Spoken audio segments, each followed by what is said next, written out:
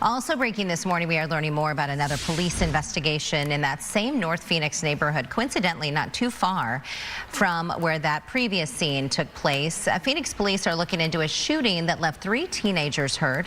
Officers, they were called to the area of 28th Street and Greenway. It was around 10 last night after reports of shots fired. When they arrived, they found 2 teen boys with gunshot wounds. Police say a 3rd teen had already been taken to the hospital before officers arrived.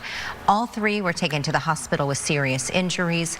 Investigators say the suspect or suspects left the area before police arrived, and detectives are now working to find some new information and figure out what led up to the shooting. Another shooting investigation to tell you about, this one in West Phoenix. It happened just before 10:30 last night in Glendale near 55th Avenue and Thunderbird Road, just outside of the bannered Thunderbird Medical Center.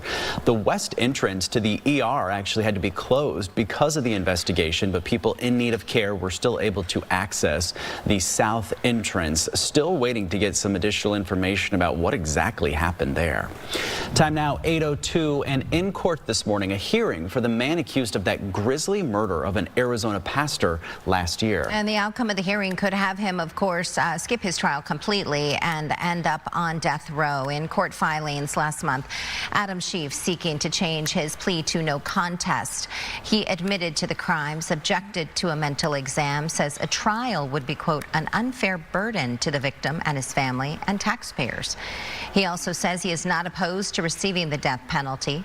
He is accused of murdering and mutilating the body of Pastor William Schoeneman in New River back in April. In a jailhouse interview with us here at Fox 10 last year, he claimed the killing was part of a plot targeting more than a dozen Christian leaders all across the country.